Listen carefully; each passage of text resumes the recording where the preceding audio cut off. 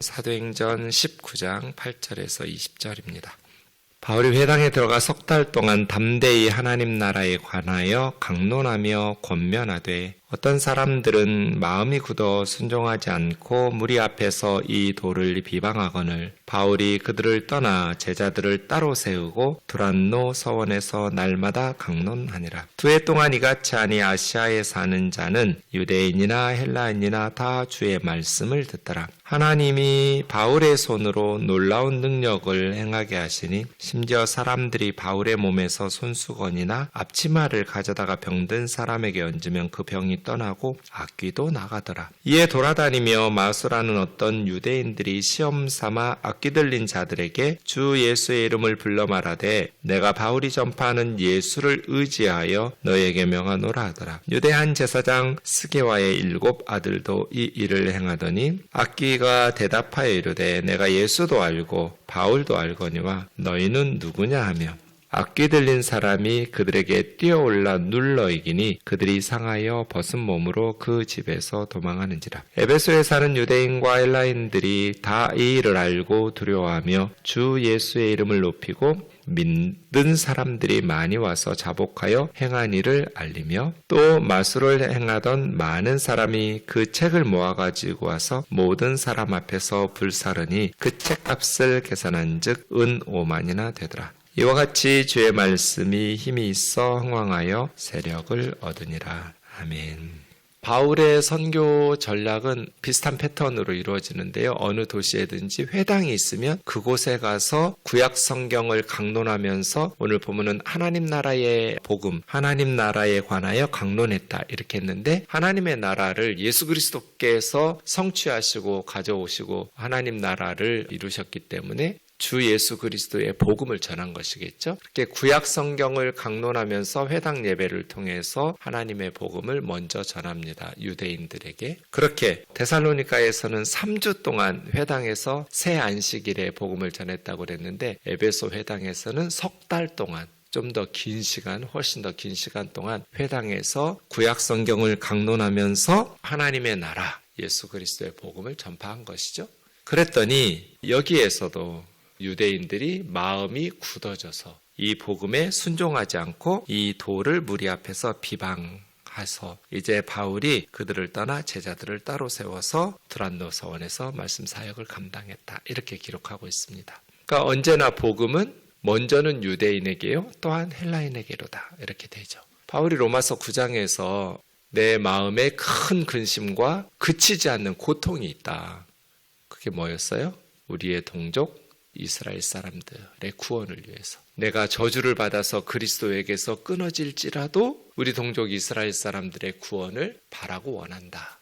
이렇게 내 말이 과장이 아니라 거짓이 아니라는 것을 성령이 증거한다.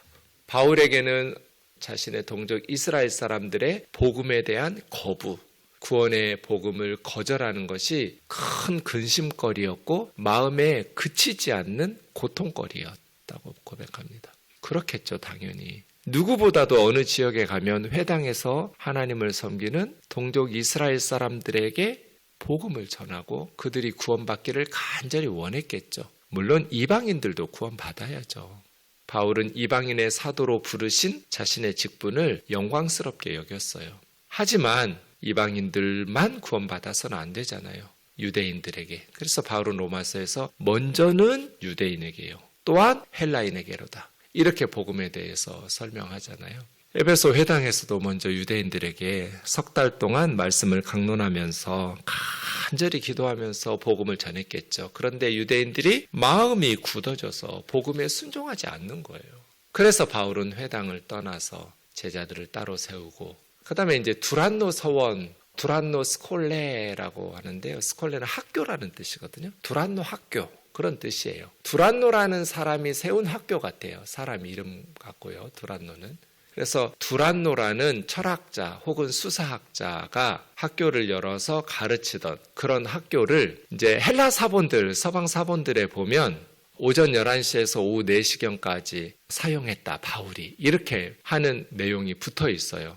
굉장히 고대 사본들의 증거 있으면 아마 이것도 실질적으로 그 역사적 사실에 기반한 내용일 것 같은데, 그러니까 보통 낮잠 자는 더운 낮 시간에는 쉬는 시간이거든요. 낮잠도 자고 일하지 않고 쉬는 시간인데 그 전에 공부하죠. 오전에 시원한 시간에. 두란노라는 사람이 오전 시원한 시간에 이 학교를 사용하고 낮 시간에는 사람들 낮잠 자고 쉬는 시간이니까 사용하지 않는 시간. 바울도 텐트 메이커로 직접 자비량 선교를 감당한 사람이니까 그 시간은 일하는 시간이고요. 쉬는 시간, 낮 시간 동안에 두란노 서원에서 말씀을 가르친 것 같아요. 그렇게 그 헬라 사본들을 보면 낮 시간 동안에 두란노 학교, 두란노 서원에서 하나님의 말씀을 날마다 강론했다.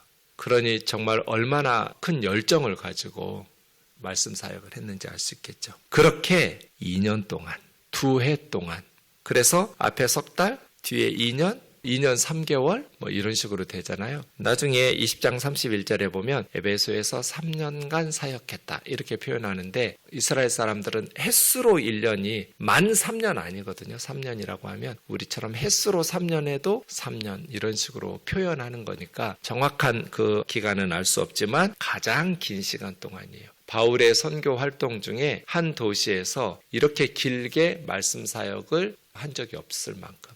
그러면 이제 에베소가 아시아 주의 수도였잖아요. 에베소라는 큰 도시에서 말씀 사역을 계속 하다 보면 그 주변에 있는 작은 도시들은 복음이 이렇게 확산되게 됐죠. 그래서 골로새 교회 같은 교회가 세워진 거예요. 바울은 골로새라는 도시를 간 적이 없어요. 골로새는 작은 시골 도시거든요. 에베소에서 말씀 사역할 때 에바브라 같은 사람이 에베소에 와서 말씀을 듣고 배우고 복음을 접하고 자기 고향 골로새에 가서 빌레몬과 에바브라가 교회를 세우고 그 골로새 교회예요. 그래서 말씀 사역을 또 감당하게 된. 그러니까 에베소에서 말씀 사역을 계속하다 보면 그 주변에 있는 도시들에게로 복음이 또 에베소 교회의 성도들과 제자들이 계속해서 주변 작은 도시들의 전도 활동, 선교 활동을 펼쳤으니까요. 그렇게 전파가 되었을 것입니다. 그래서 아시아에 사는 자는 유대인이나 헬라인이나 다 주의 말씀을 들으니라. 에베소 사람들뿐 아니라 아시아 주에 있는 작은 도시들까지 다 주님의 말씀, 복음을 들을 수 있도록 그렇게 말씀 사역, 선교 사역을 진행하게 된 것입니다. 선교 사역 중에서 정말 중요한 것이 이제 11절부터 왜냐하면 믿음이 없으니까 선교지에서는 영적 대결이잖아요. 사탄을 굴복시켜야만 사탄에 묶여있는 영혼들을 건져낼 수 있잖아요. 그래서 사탄의 나라를 무너뜨리고 그곳에 예수 그리스도의 나라를 건설하는 이러한 선교 사역에 반드시 11절 이하의 성령의 능력의 역사들이 나타나야 되는 것이죠. 그래서 늘 우리가 선교사들을 위해서 기도할 때 하나님께서 능력으로 선교사들을 사용하셔서 복음이 전파되도록 하나님이 바울의 손으로 놀라운 능력을 행하게 하셨어요. 베드로에게서 나타났던 것처럼 이제 바울에게서도 하나님의 권능에 그래서 성령 충만하면 권능 있는 복음의 증인들이 되는 것이죠. 선교지에서 특별히 더더군다나 우리도 마찬가지지만 복음이 입으로만 전파되는 것이 아니라 능력으로 함께 전파되어야 하잖아요. 그래서 사람들이 심지어 바울의 몸에 있는 손수건이나 앞치마를 가져다가 바울이 이렇게 손수건 가지고 땀 닦고 다녔구나. 또 앞치마 두르면서 요리를 했나? 그런 게 아닙니다. 바울은 뭐 하는 사람이에요? 텐트 메이커, 장막을 만드는 짐승 가죽, 무거운 그 짐승 가죽들을 들어 나르면서 힘든 육체 노동하는 사람이에요. 땀이 많이 흘리죠. 그럼 어떻게 해요? 일하는 사람들이 이마에다가 수건을 땀바지용으로 하죠. 이걸 손수건이라고 한 거예요. 손으로 들고 다니는 손수건 하면 좀 오해의 소지가 있는데 이마에 땀바지 수건. 그 다음에 일을 할 때 앞에 일할 때 두르는 그 앞치마 같은 게 있어야 일을 하잖아요. 피도 묻고 짐승 가죽들을 다루고 하려면. 그러니까 설거지할 때 앞치마 두른 게 아니고요. 바울이 요리사가 아니니까요. 일할 때 두르는 장막 만들 때 두르는 앞치마입니다. 그 머리 묶는 땀바지 수건이나 일할 때 사용한 앞치마까지 가져다가 병든 사람 위에 얹으면 병이 떠나고 악귀가 떠나가는 거예요. 이렇게 하나님께서 바울을 통해서 능력으로 복음을 전파하게 하시는 사단의 나라들이 다 무너지는 것이죠. 그랬더니 이제 돌아다니면서 점쟁이 노릇하면서 돈 버는 점쟁이들이 그렇게 돌아다니면서 점 보고 그러잖아요. 그렇게 어찌 보면 바울의 경쟁자들이라고 할까요? 점쟁이들이, 마술을 행하는 유대인들이 시험 삼아서 예수의 이름을 불러서 사용한 거예요. 그래서 내가 바울이 전파하는 예수를 의지하여 너희에게 명하노라, 이런 이상한 짓을 한 거예요. 왜요? 예수님의 이름에 능력이 내재되어 있다고, 그래서 예수님의 이름을 부적처럼 사용하는 것이죠. 바울이 전하는 예수 이름으로 명하노니 귀신아 나가라, 이런 식으로 자기는 예수 믿지도 않으면서 그렇게 마술적 기술의 한 방법으로 예수님의 이름을 사용하고 있는 거죠.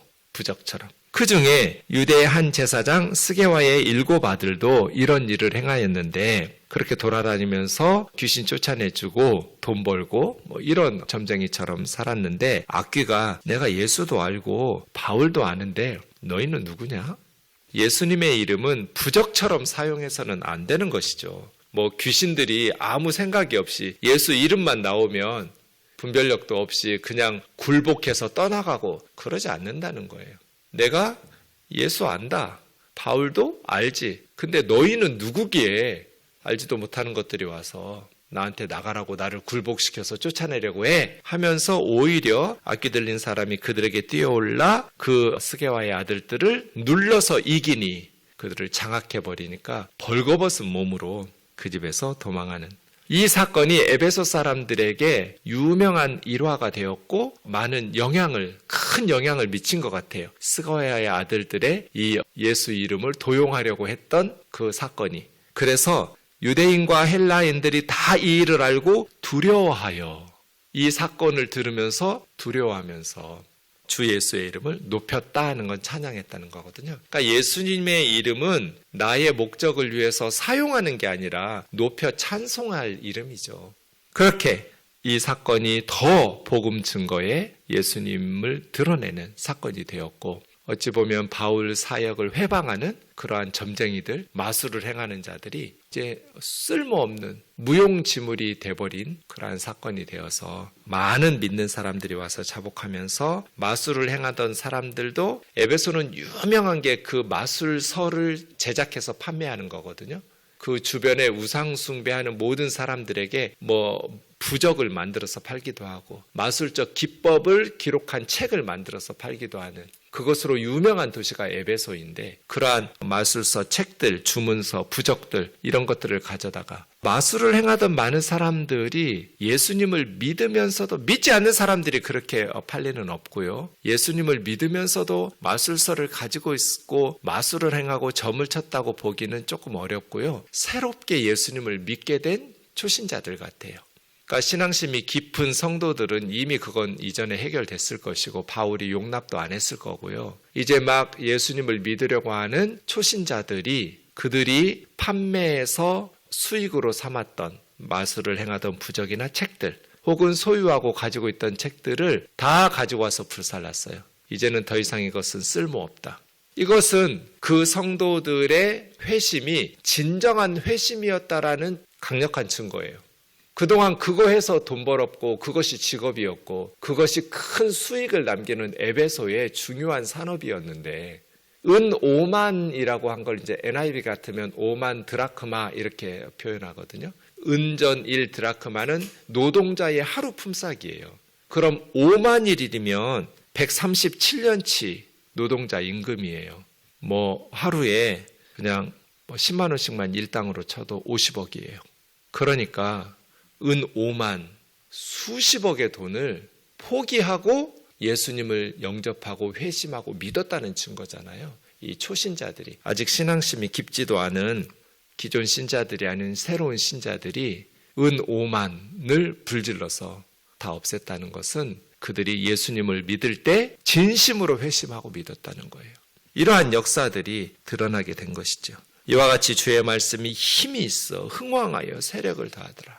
우리 그리스도인들은 이 에베소처럼 해야 돼요. 장난 삼아서라도 부적을 가지고 다니거나 점을 보거나 이런 짓거리를 해서는 안 돼요. 마술이나 부적이나 점을 보거나. 점쟁이들에게 주요 고객 중에 하나가 권사님, 장로님들이라는 말을 듣고 에이 설마, 그런데 진짜예요 목사님. 교회 다니는 사람들이 점쟁이의 주요 고객 중에 하나예요. 저는 아직도 못 믿겠어요. 그리스도인들은 장난 삼아라도 부적처럼 뭔가 미신적으로 의지하는 것들을 가지고 다니거나 그런 것들을 보거나 그런 행위를 하면서 하나님을 섬기면 안 돼요. 우리가 온 마음과 뜻과 정성과 생명을 다해서 하나님을 사랑해야지, 하나님을 믿는다고 말하면서 온 마음이 아니라 부분적인 마음만 하나님께 드리고 일부는 다른 것들을 믿고 다른 것들을 의지하면서 다다익선도 아니고요. 많은 종교를 믿고, 그건 고대인들의 어리석은 우상숭배적 신앙관이죠. 이스라엘 사람들은 하나님을 버린 적이 없어요. 하나님도 믿고 우상도 믿었을 뿐이에요. 그런데 하나님은 뭐라고 그래요? 너희는 나를 버렸다. 하나님 그렇게 보잖아요. 해석이 달랐어요. 근데 하나님은 많은 신들 중에 하나처럼 믿는 거, 하나님도 믿고 바알도 믿고 아세라도 믿고 온갖 신들을 솔로몬처럼 믿는 거 말이에요. 그건 하나님 버린 거예요. 하나님은 그런 식으로 섬겨서는 안 되는 것이죠. 그래서 우리 그리스도인들은 장난 삼아서라도 마술적인 미신적인 행위를 본받지 마라. 온 마음을 다해서 하나님을 사랑하고 섬기고 순전한 믿음으로 하나님, 오직 하나님 한 분, 하나님이 살려주시면 살고 하나님이 그만 살아라 하면 천국 가면 되는 거예요. 우리는 하나님이 건강하게 살라고 그러면 건강하게 살고, 병들면 하나님 앞에 열심히 기도하면서 고쳐주시기를 간구하되, 하나님께서 사도 바울도 안 고쳐주셨잖아요. 간구했지만 우리에게 필요하니까, 약할 때 너에게 더 유익하고 그 질병이 바울이 너가 더 강해질 수 있다. 이렇게 수많은 사람들 질병을 고치고 악귀를 쫓아내 주었지만 정작 바울은 자신의 육신의 질병은 고치지 못했잖아요. 그것이 바울에게 필요하다고 여기니까 우리는 그러지 않겠어요? 그러니까 우리는 일사가고 온전한 마음으로 하나님만 오직 따르며 섬기고 세상 사람들처럼 두려워하거나 염려하면서 그렇게 하나님 섬기지 않기를 주의 이름으로 축원합니다. 기도하겠습니다. 존귀하신 하나님 아버지, 바울은 자신이 저주를 받아 그리스도에게서 끊어질지라도 이스라엘 백성들이 구원받기를 원하노라고, 이것이 과장법도 아니고 거짓말도 아니라고 바울은 고백했듯이 간절한 마음으로 기도하며 그렇게 유대인들에게 복음을 전하였지만 마음이 굳어져서 복음을 비방하고 거절하는 그들, 낮 시간에 두란노 서원에서 쉬는 시간 쪼개가면서 자비량 선교하고 성도들과 교회에 패기치지 않으려고 절약하고 아끼고 손수 밤낮으로 일해가면서 복음을 전하는 이 선교의 모습들이 눈물겹도록 아름답습니다. 처음과 같이 지금도 영원히 복음을 이렇게 떠받들고 가르치고 사역자들이 바울과 같이 주님의 복음을 위해서 헌신하고 희생하는 귀한 본을 따른다면 교회는 하나님의 나라를 건설하는 강력한 이 땅의 군대가 되어서 죽어가는 영혼을 살리게 될 줄로 믿사오니 주여, 우리 우면동교회에 처음과 같이 이제도 영원히 복음을 전파하며 복음을 살아내는 귀한 주의 자녀들 되게 하여 주옵소서. 장난 삼아서라도 마술이나 미신과 그러한 부적과 점을 보거나 행하고 세상 사람들 따라 살지 않도록 주여 인도하여 주시옵소서. 예수님의 거룩하신 이름으로 기도하옵나이다. 아멘.